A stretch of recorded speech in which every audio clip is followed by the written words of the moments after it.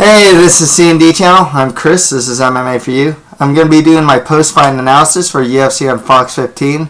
Overall, I thought it was a really good card. Lots of fun fights, great finishes, creative finishes as well. You know, Sterling's, I guess it's Sterling's arm triangle from the bottom against Mizugaki was cool. Jacare's armbar against Kamosi was really good.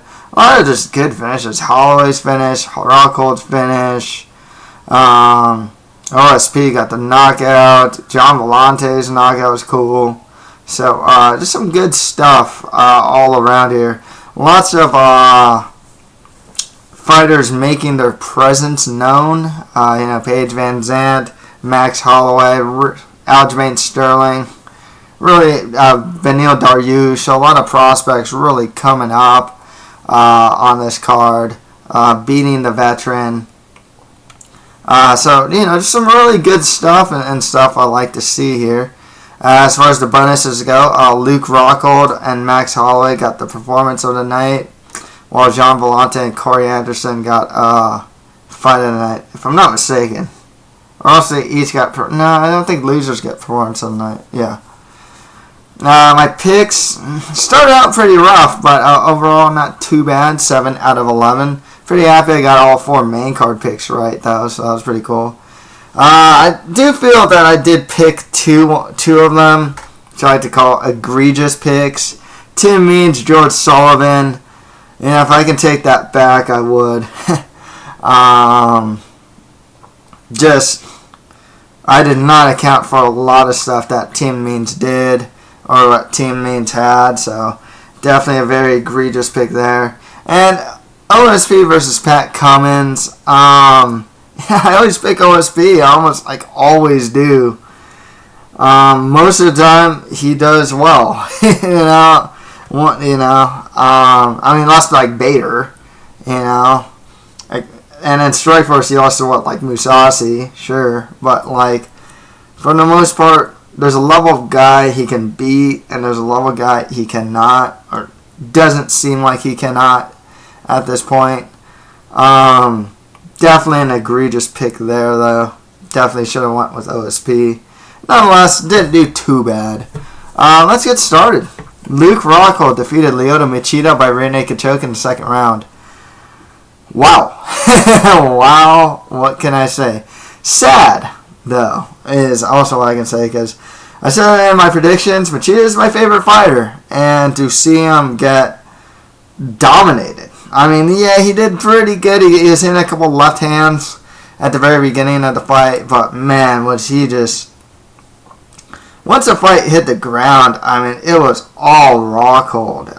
He flows well, you know what I mean? There's something about him that I like the flow of how he does things. Probably even better than Weidman. He dropped his opponent and really just took his back. Really worked for the right positions and whatnot. Didn't go too crazy. There's something about his flow that I really like. This makes him a really interesting opponent should Weidman beat Vitor Belfort.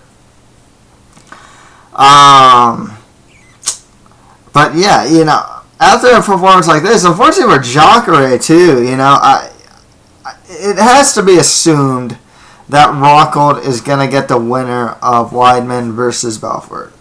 And honest truth, this is a great win to beat Machida in the second round, pretty much dominating him.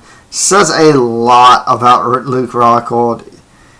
You can even play some MMA math that Chris Weidman had went to decision with Machida, whereas Rockhold managed to finish him. But it makes for such a very interesting stylistic matchup between Weidman and Rockhold. Both are still relatively young too. Early, I think Weidman's 31. Rockhold's 29, something like that. So it's just, you got two fighters that are clear, in their prime right now. It should be a really good fight. I would really, I am really looking forward to Weidman versus Rockhold if it should happen. I think that's just a really good fight. I don't even know who to pick at this time. I'd have to watch some video. And even after watching video, man, that's a tough one. Like I said, I think as far as, Rockhold, I think clearly he's going to get the winner, Weidman versus Belfort. I think Machida's probably going to get the loser of that bout. But yeah, just great stuff from Luke Rockhold there. So I thought Renato Jacare Souza defeated Christopher Camozzi by armbar in the first round. Utter domination from Jacare. I mean, Camozzi tapped before the armbar was even fully extended. The way that Jacare got the armbar too was just like some insane super black belt level flow. I mean, I thought he was just going to go take the back. No, instead he goes for the arm, and it was just beautiful stuff. Once Jacare got Camozzi down to the ground, it was over. Guard passed, transferred, transitioned over to this armbar, like a belly down armbar at first, and then rolled him. Beautiful stuff from Jacare. I mean, this fight, there's a reason why the odds were it was such a huge disparity here. I mean, Camozzi is as lower tier as you get, I think he's UFC level, but, he's just that guy. He's just, like, a mid-level guy at best, Good everywhere, but not great at any one aspect of MMA. With Jacare, unfortunately, if Machida won, for example, I think they'd probably actually go with Jacare maybe, possibly, or do Jacare Machida or something like that for a title shot. With Rockhold beating Machida, it seems like Jacare is going to have to fight one more time. My guess is that he fights Yoel Romero. They give him that bout, or the winner of Bisping versus Dalloway next. He deserves a title shot, though. I want to see him fight for the title. He is still a very, very credible threat to whoever is the champion. Whether it's Vitor, whether it's Weidman, and if Rockhold gets in there, Rockhold Jacare rematch would be cool too. Down the road. But yeah, Jacare is a threat to everyone at the top of the division.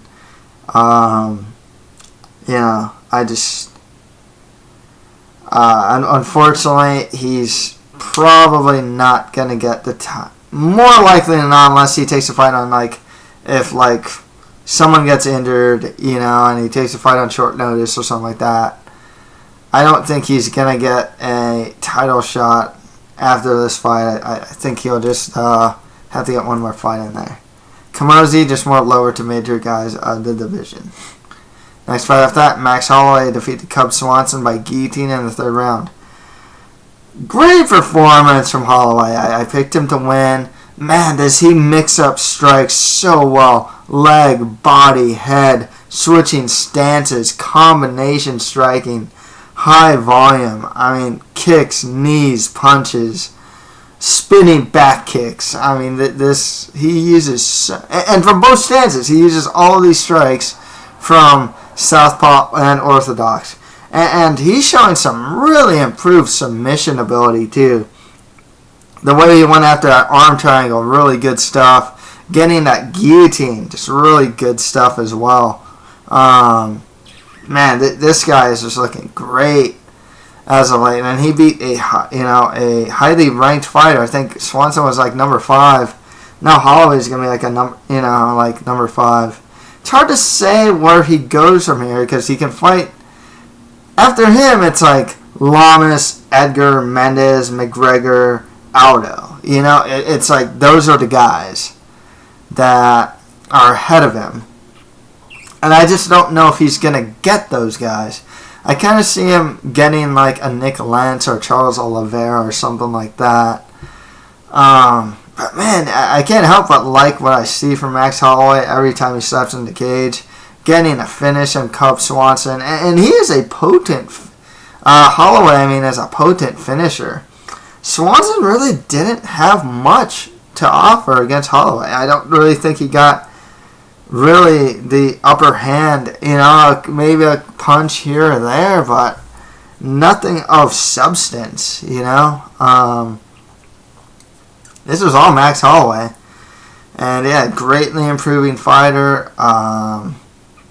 You know, it's just on the up and up for him, really. Speaking of someone on the up and up, Paige Van Zandt defeated Felice Herrig by unanimous decision. I didn't say who Swanson should fight next. He's fought everyone, hasn't he? Yeah, he's kind of fought everyone now. It's really hard to say who you get to Cub Swanson now at this point. Might have to go kind of low. He's on a 2-fight losing streak. You know, maybe give him like a Cole Miller or something like that. Or, some like, maybe one of those prospects that are coming up in the division. Like a Chas Skelly or, Kevin Souza or something like that as well. Anyways, next fight after that, Paige Van Zandt defeated Felice Herrig by unanimous decision. Scorecards 30-27 and 2 30-26s. Dominant performance from Van Zandt early on. Felice Herrig was doing pretty well, even getting I would even say the better of the clinch, probably in the first half of the first round, and then once Van Zandt, man, you know, once they got to the ground, one thing that was really noticeable, Van Zandt's a better scrambler of the two. Strains out of Team Alpha Male, full of high-level scramblers. The other thing is, every time Van Zandt's on top, she would unload offense on Felice Herrig. I mean, it's just punches, elbows, and whatnot. One thing about Van Zandt, though, is she is still not technically sound. She is relentless with her offense, doesn't have a lot of fights under her belt, but she just got a good one here. She's only 21, and she's a good athlete.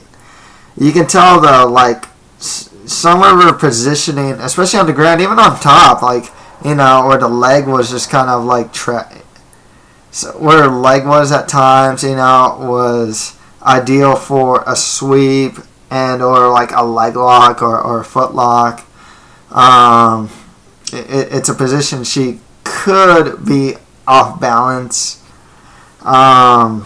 She still isn't a great striker by any stretch of the imagination. But her prospects are really high. It's a very interesting thing. I talked about it before because she's in a certain class right now of fighter. There's a lot of young fighters at strawweight, at women's strawweight, that I feel that are ahead of her at this time. Alexa Grasso. Can they maybe even argue Miski in no way? I don't know if she's ahead of Rose Namajunas. I would actually like to see that fight. I still think Tesha Torres beats Van Zandt in a rematch. Van Zandt's style is still predicated on really just rushing into that clinch. She doesn't do it in a very technical way. Once she does get the fight to the ground, she leaves space for the opponent to get back to her feet, though.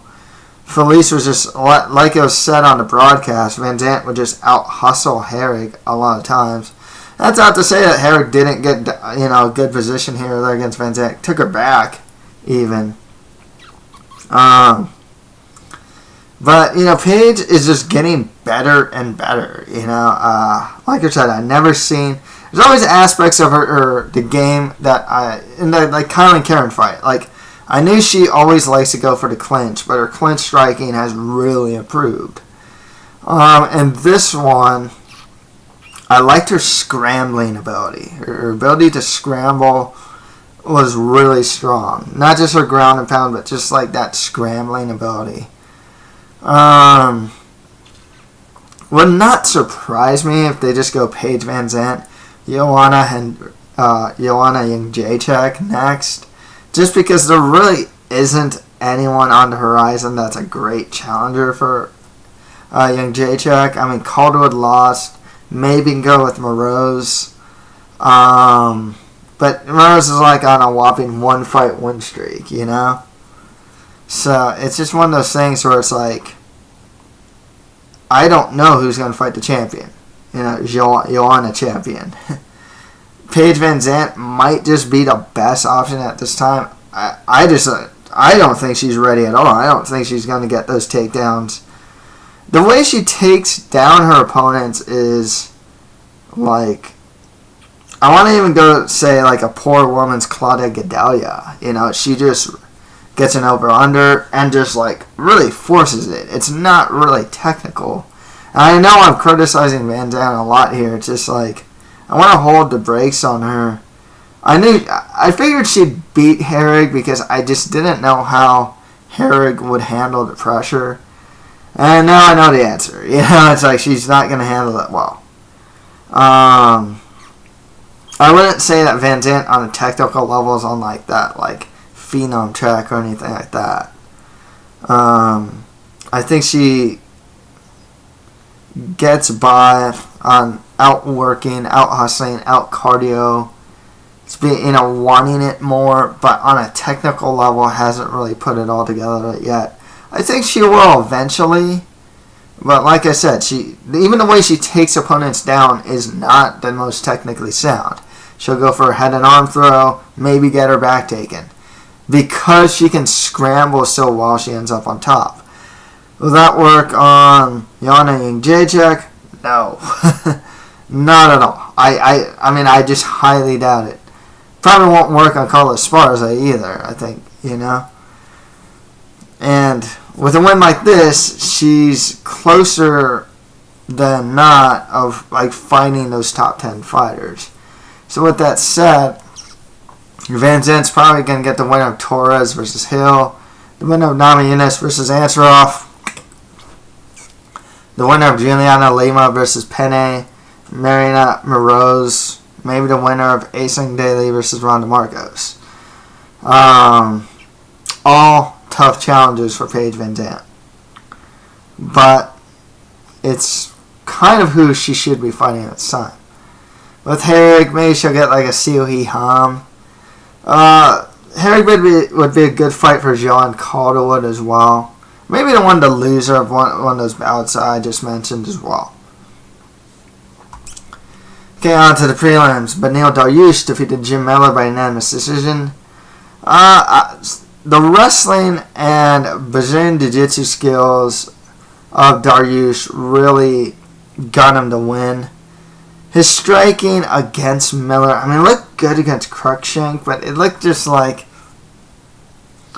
it looked mediocre in this fight. Granted, he's fighting Jim Miller. It was just a tough out. And he did very well against him. Something about Jim Miller, too, about guys who can really take him down consistently and stay on top. One of the biggest problems with Jim Miller, he's not great at getting back to his feet when he's taken down. He likes to work from his back. You can see that in like the Pat Healy fight or the Benson Henderson fight. And Dariush was just able to take him down and work from the top and whatnot. With that said, though, he beat Jim Miller. You know, this is a very good win. And only like a select few guys beat Jim Miller. It's pretty much like that fight to get into the top 10 now. So Dariush should probably fight maybe some of those like up and comers. You can get like the winner of Tony Ferguson versus Josh Thompson. I think a really good fight for Dariush would be Al Iaquinta though, because I think they're around the same trajectory. If not, if you want to go pretty high up there, you can give him like the winner of Eddie Alvarez versus Gilbert Melendez or something like that. You know, you can always go Gleison Tebow, Beneil Dariush, but I think Dariush is now past that, and he should be fine like those top 10 guys. With Jim Miller, I'd like to see if I like Masvidal, or maybe Hobby Love. How did I forget his? You know, it's kind of funny. I know his last name, Hobby Love's last name, but I honestly forgot his first name. It's kind of funny. Yeah, I utterly forgot his first name. That's funny. It'll come to me though. It's not Habib. That's Nurmagomedov. Rustam Hobby Love. There you go. Or maybe Miller gets a loser of Jury versus Pettis next. Next fight, I thought Ovin St. Preux defeated Patrick Cummins by KO in the first round. You know, Cummins wasn't doing too bad here. He was actually fighting the fight that I thought would let him win against OSP. He was taking them down relatively consistently.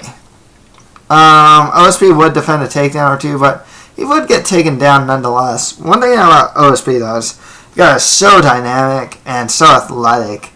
He's able to scramble back to his feet really well. He hits, like, really hard, too. He's still not the most technically sound guy, but his timing and use of range is actually really good.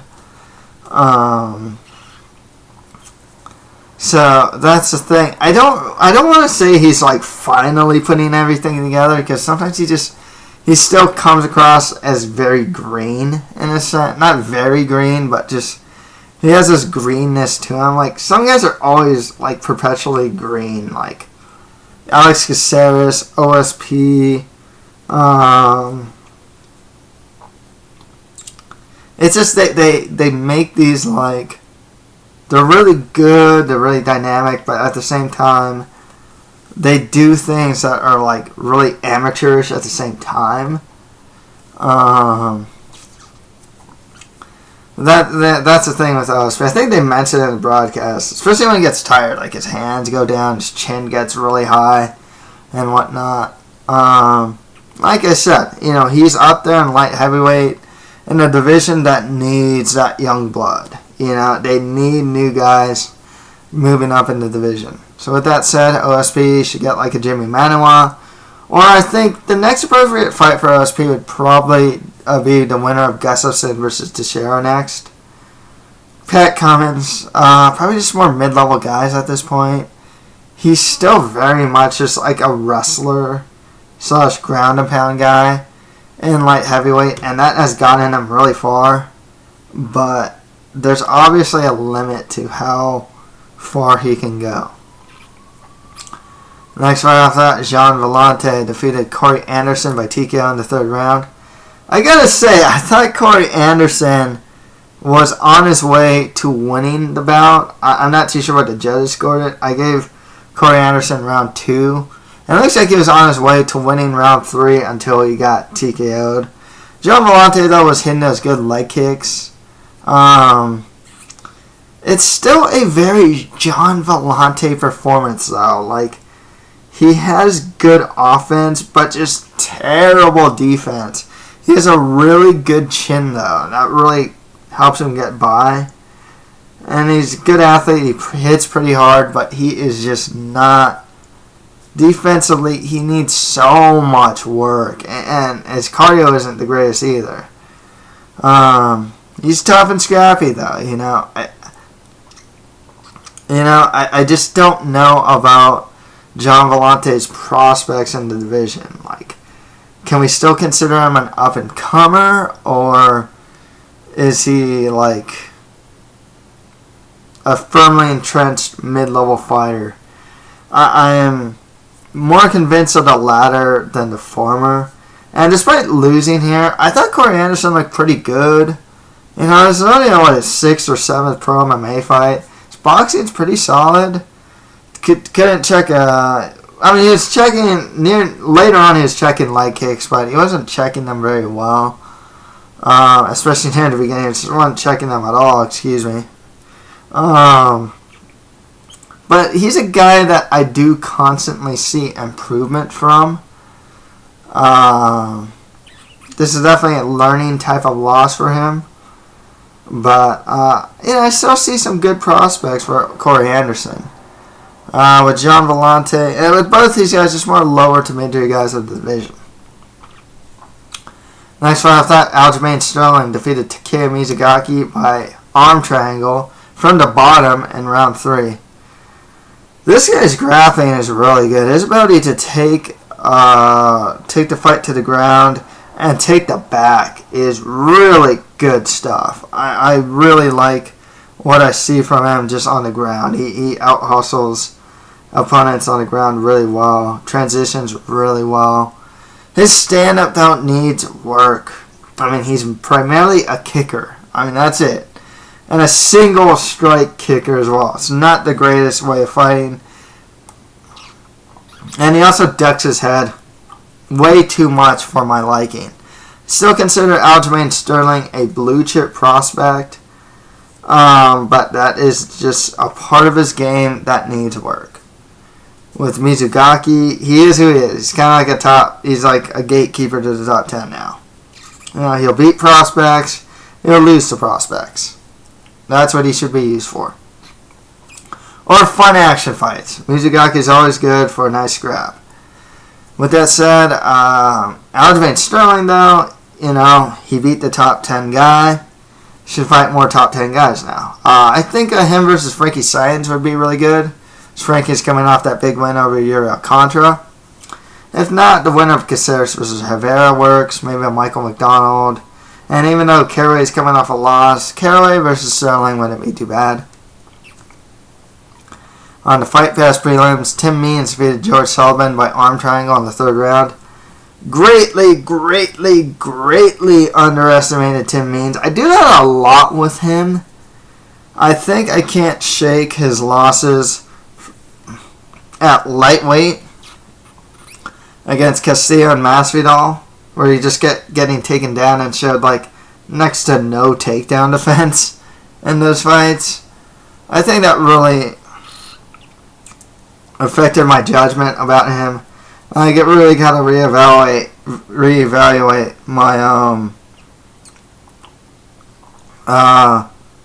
my opinion of Tim Means. I'll pick him sometimes to win, but I also pick him to lose and then he doesn't.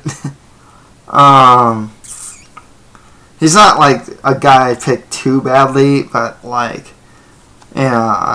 don't pick him as well as I probably should. Especially since I'm relatively high on the guy too. I should actually be picking him a lot more. I kind of thought Sullivan would just take him down more, and that didn't happen.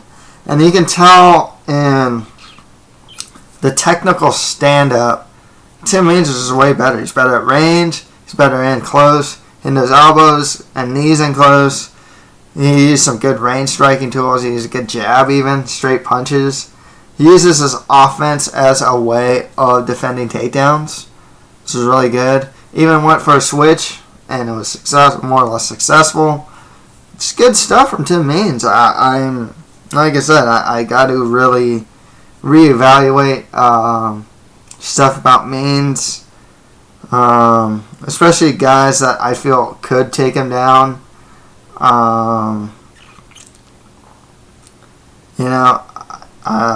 Yeah, that's the thing. With that said, I would like to see more Tim Means in more action fights. I'd like to see him fight like an Alan Joban, maybe a Warley Alves, Ben Saunders. Put him in action fights. Just more action fighters at welterweight. If you want to give him some like a little higher up there, give him like an Eric Silva or something like that. With Sullivan, he's kind of like a lower mid-level gatekeeper type at this point. He's not technically there, but he's always in the fight. He's always in his opponent's face. And that's kind of what he should be used for. Next one, I thought Diego Brandao defeated Jimmy Hettis by TKO. I don't know how the rest of the fight would go, but it looks like Brandao definitely got the better of Hetis a couple times. In the stand-up, he would. I thought that Brandao, even if he got taken down, he'd end up on top of Hetis and would be able to get his own takedowns on Hetis as well. And, as far as grappling goes, I thought that Brandao, even if it went to rounds 2 and 3, I thought Brandao would probably at the very least be able to get top control a lot more on Hetis. And that's the way how I'd see the fight. It's a much needed win for Brandao. Both these guys are just kind of like lower to mid 2 guys at this point.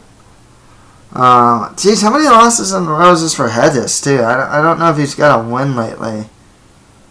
So it's not looking great for Hetis as well. And finally, Chris Dempsey defeated Eddie Gordon by split decision. I actually had to fight for Gordon. I really didn't find much value in Chris Dempsey's takedown attempts. Or, takedowns. He didn't really do much with them. Yeah, he pushed forward. It was moving forward more. But I thought Eddie Gordon was actually getting the better of the striking nonetheless. Not a great, this is not, this is supposed to be a bounce back fight for Eddie Gordon, and he lost. I don't know much about his prospects in the division. He might just turn out to be like another mid-level guy. And a lot of prospects in middleweight, there are not a lot of blue chip prospects in middleweight. I mean, inside the UFC and outside the UFC. There are good prospects, but there are not like many blue chip prospects. Anyone I can really think of is like Brandon Halsey, Chris Dempsey, like I said, I think he's a decent prospect. His striking's not that great. He's a decent wrestler. I didn't think he was like the greatest wrestler. And then Eddie Gordon managed to defend his takedowns. Both these guys are just more lower to mid-tier guys of the division. So that's it for my post-fight analysis for UFC and Fox 15. If you have any comments, just leave them below. And that's it for MMA for you. Thank you guys very much.